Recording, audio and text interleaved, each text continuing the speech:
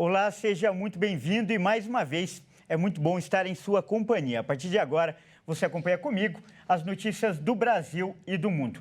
E eu vou começar essa edição falando de eleições. Olha só, o Tribunal Superior Eleitoral aprovou uma resolução para combater com mais agilidade as fake news, as chamadas notícias falsas. A Corte agora, e essa será a grande diferença, terá autonomia para determinar a retirada de conteúdos enganosos sem precisar da denúncia do Ministério Público.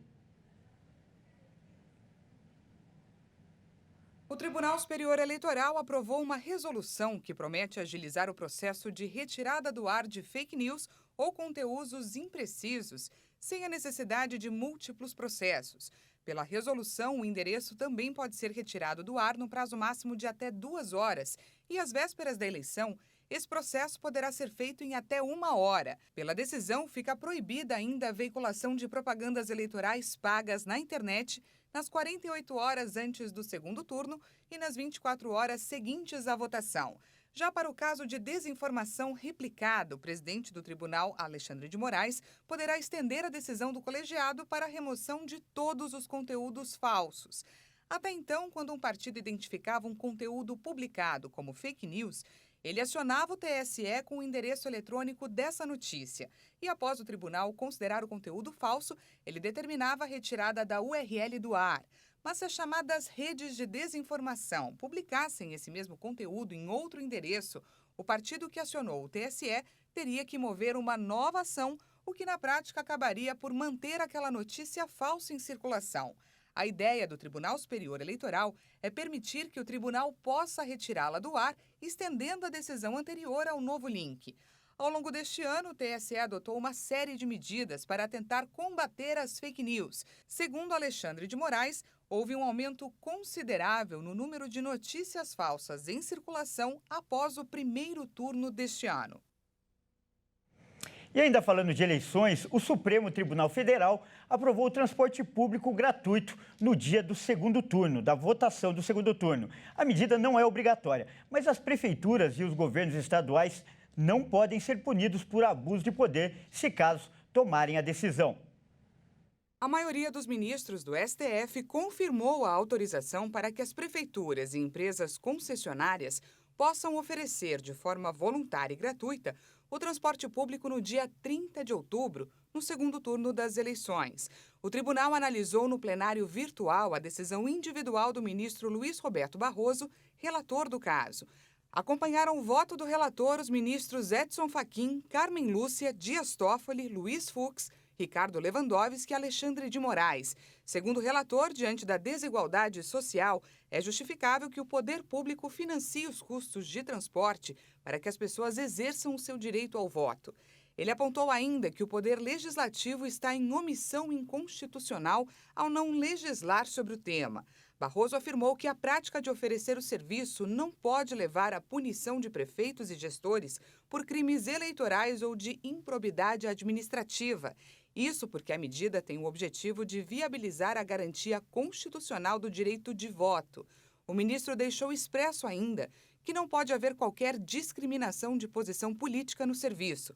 Com isso, veículos públicos e ônibus escolares podem ser usados para o transporte e o Tribunal Superior Eleitoral pode, se entender necessário, regulamentar a atuação dos municípios e empresas de transporte para coibir eventuais abusos de poder político.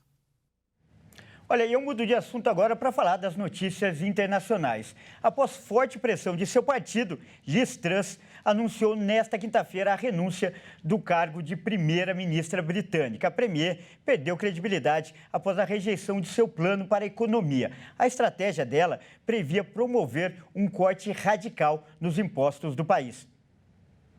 A primeira-ministra britânica Liz Truss não resistiu à crise econômica e política e anunciou a renúncia ao cargo nesta quinta-feira. Em um comunicado, ela afirmou que, dada a situação, não poderia mais cumprir o mandato para o qual foi eleita pelo Partido Conservador. Truss se torna, assim, a chefe de governo que permaneceu por menos tempo no cargo na história contemporânea do Reino Unido. A situação já estava tensa para agora a ex-premier, desde que o governo abandonou a proposta de reforma econômica, o que gerou muitas críticas da oposição e na opinião pública. O pacote incluía cortes de impostos e apoio colossal ao pagamento das contas de energia, duas questões que levantaram temores de um colapso nas contas públicas. Muitos críticos também apontaram que as medidas não abrangiam as parcelas mais ricas da população. O chefe da pasta que lidera a terceira maior economia da Europa, Kwasi Kwarteng, precisou renunciar e foi substituído por Jeremy Hunt, hábil articulador político. O Partido Conservador anunciou que vai realizar eleições internas para escolher um novo nome para ocupar o cargo, mas a oposição trabalhista já pediu eleições legislativas antecipadas. E vamos falar agora da tensão no Oriente Médio. Um atirador palestino foi morto após ter atirado em um guarda de Israel na Cisjordânia ocupada. Em nota, as autoridades informaram que um terrorista atirou nos guardas, ferindo um na mão antes de ser neutralizado pelos outros guardas. Ma'ale Adumim, um dos maiores assentamentos da Cisjordânia, está situado entre Jerusalém e o Mar Morto. O incidente acontece em um contexto de grande tensão na Cisjordânia, território palestino ocupado desde 1967 pelo Estado hebreu. Nos setores de Nablus e Jenin, redutos de grupos armados, o exército israelense vem realizando diversas operações nos últimos meses em resposta a ataques letais contra israelenses em março e abril.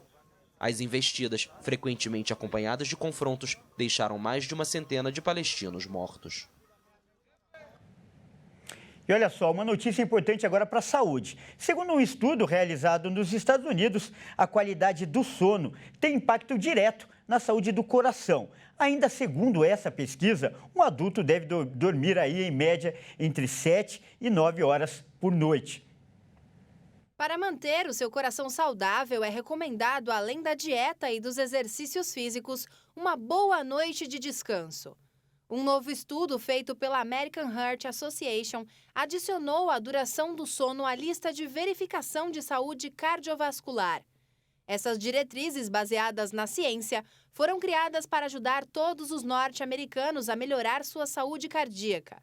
As orientações também podem ajudar pessoas no Brasil, que registra cerca de 400 mil mortes por ano pelas doenças cardíacas.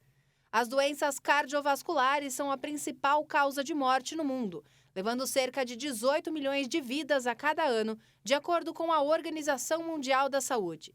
Em pesquisa, os maus hábitos do sono apareceram em cerca de 63% dos voluntários que dormiam menos de 7 horas por noite e 30% dos que dormiam menos de 6 horas.